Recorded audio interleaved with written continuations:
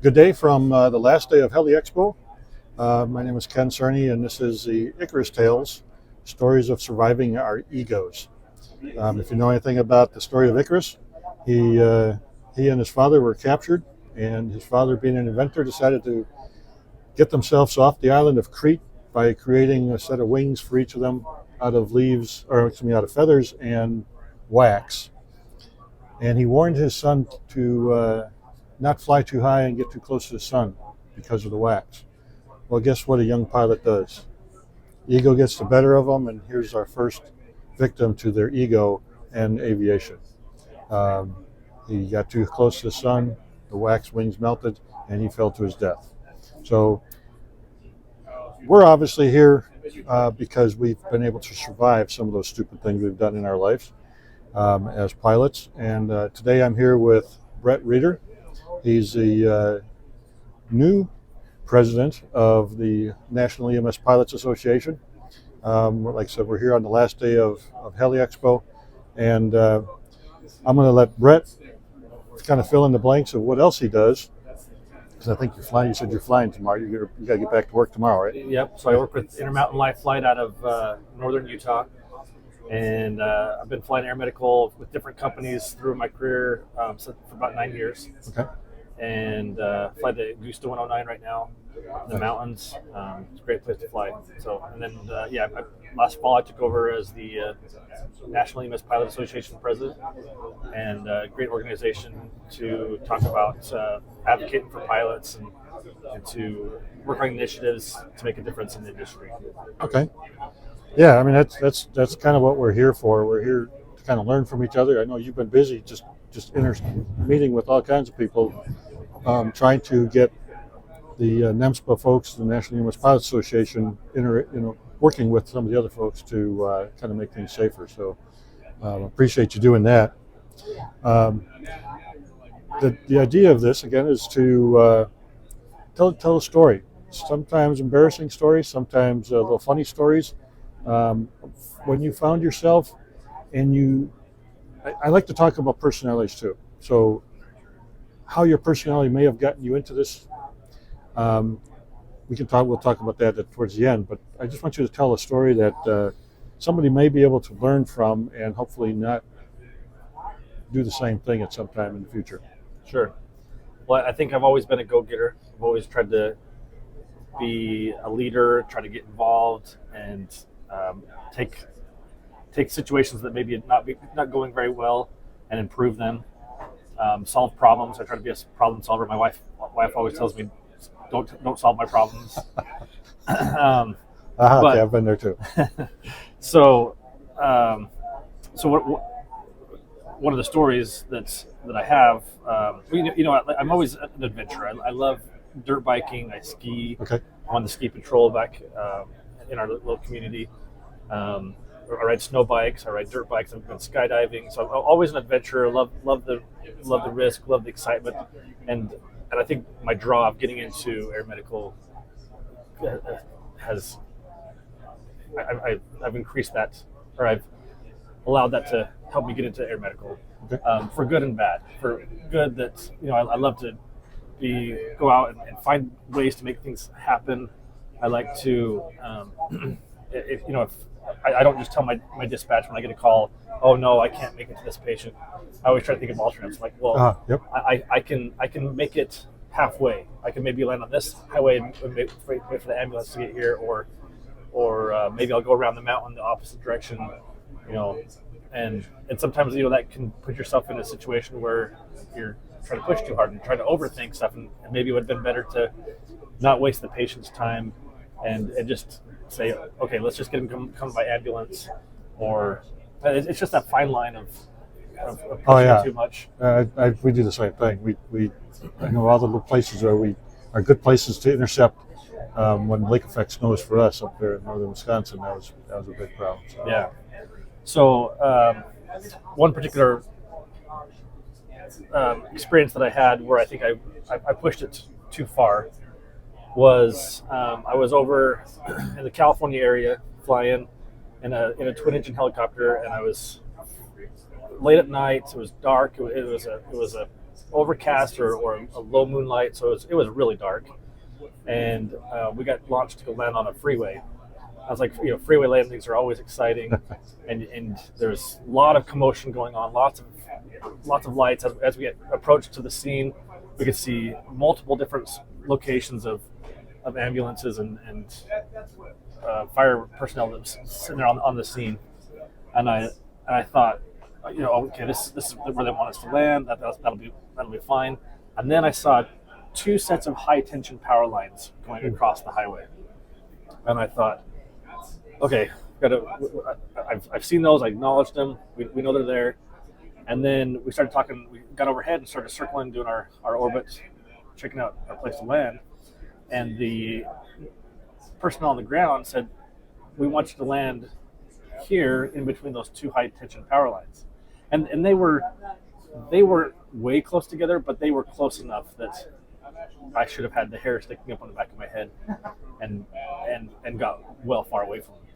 Well, I decided that where they wanted us to land, if I paralleled both high tension power lines, I could land in between the power lines on the freeway and get the patient, and then I had to have a safe way back out. So we circled a couple more times, and we talked about it with our crew, and I said, this is what we're going to do. I feel safe and comfortable going in between these 2 high tension power lines, and they were probably 1,000 feet apart. But as we got on my final, I circled and was starting to come in down. I ended up splitting the 2 power tension lines, and as I got halfway down, I'm just like, this is the stupidest thing that I've ever done. But I made a poor decision, and I didn't cancel. I didn't go around. I continued on the way down, landed on the highway, and then as I was sitting there, I looked out and I was like, wow, I think, why did I put myself in this situation? And then we got the patient loaded on board. That company didn't have a shutdown. We just always stayed running, so that they hot loaded the patient. And then we took back off, and we just went straight up, and I was able to climb straight up to get out above the high tension power lines, and then get out and make our way to the hospital. But for the next 2 years that I lived in that state, every time that I drove past that spot on the highway, and I drove past it quite a few times, I was like, wow, I escaped death by who knows? I mean, there could have been a cross wire going across that I couldn't see. I mean, and there's so many more other options. And we even debriefed about it afterwards with my crew. The crew was on board with my decision, which maybe they should have started questioning it a little bit more. But we debriefed it, and I said there were so many more other options we could have done. We could have had them drive just a half mile down the road to a spot that was completely clear of no high tension power lines. And so that's kind of where I let my ego of wanting to get the job done, wanting to land as close as I could to the scene. It almost killed me. Sometimes that decision sounds so right until you now get just past the decision. You go, what the heck was I thinking? Why would I even do something like that? And it's those, oh man, I've been there. Yeah, I mean that's a really good lesson to learn. It's like if it doesn't seem right, if you're trying so hard to make it right, maybe you need to think about something else. And that's what you're talking about. They were on board. Your crew's on board with it. And sometimes it'd be nice if they would just disagree with you from time to time. And I mean, I don't have all the answers, and that's something that the crew kind of learned. And you have to swallow your pride. If the crew, for me, I love that dialogue between me and my crew. Yeah. And if they challenge me or critique me, like I take that as a learning moment. I don't take that as an offensive moment. I hope that they would always feel comfortable of being like, hey, let's slow down a little bit. Let's think about this. And I really appreciate when we have that connection and that we can talk about stuff openly and not be offended. Yeah, those dynamics are so important in this job. I mean, it's like I said, they have a vested interest in what you're doing, and they may not know exactly what you're doing, but they kind of have an idea of why. And if they've been with you for a while, they really can be valuable. the crews that I watch really close, and I try to listen to them, and I try to hear how are the new ones, are the new paramedic that's in the back there, never flown before, and now they're just saying, well, you know what, you got all the answers. No, I don't. So, what did you do? I mean, what did you do after that? I mean, how did you feel? You said you drive by there and you just kept shaking. I Shaking mean, your head. yeah, and I think I even marked it on my Google Maps of where that spot was at. So even though I live in Idaho now, like if I can look, I can expand my map out a little bit. And like, there's that spot. That's that one spot that I made that dumb decision. So you talked about a little bit about yourself up front of being kind of a risk taker. How has that affected any other? I mean, all your flying that you do. Obviously, you're now here trying to remove some of the risk from a lot of, from what we do. But what do you think that personality of yours, um, could it get you into trouble again? I hope not. I like to think that um, I with experiences like that, it kind of rattled my cage a little bit, and so now I feel like I try to be a little bit more cautious. Yeah. I try to be a little bit more calculated and say, is there a safer way to do this? Um, and the other day I had a flying a twin engine helicopter, and my one engine went hot, and the pressures went all over the place, and so I had to turn off that engine and fly single engine. And rather than continuing to the destination airport, I chose to go back to a spot behind me, and I felt like that was a good decision to slow down and recalculate and just find the safest option rather than pushing forward to the Yeah. home spot. So, and we had another conversation the other day. I had just started with this company. I was new to the aircraft. I had maybe 15, 14 hours of time flying this aircraft, and I was new, and they called me for a scene call up at 8,000 feet. I was like, I just don't fully understand the capability of this aircraft at that altitude, so I'm going to slow down. And I actually turned the spot they wanted me to land. I turned it down. I said, I've been in this situation before. I've read stories. I start learning about other people's stories, and I was like, I got to slow this down. I got to do something different. So I landed in the lower parking lot.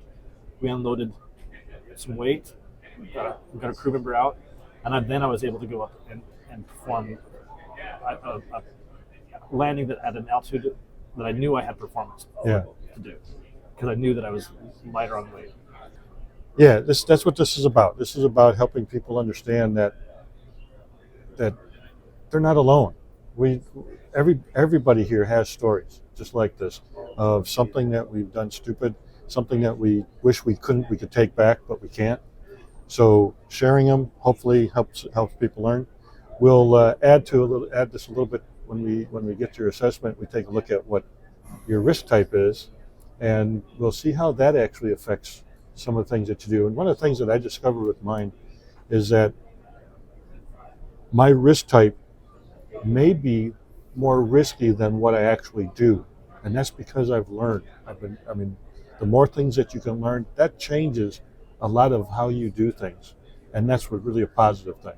So I get much more calculated than I may have when I was a kid. Yeah. I didn't calculate much of anything back then, but I kind of figured things out as I went, and I made it work. And I was kind of like you. I did all kinds of weird things that I probably shouldn't have been doing.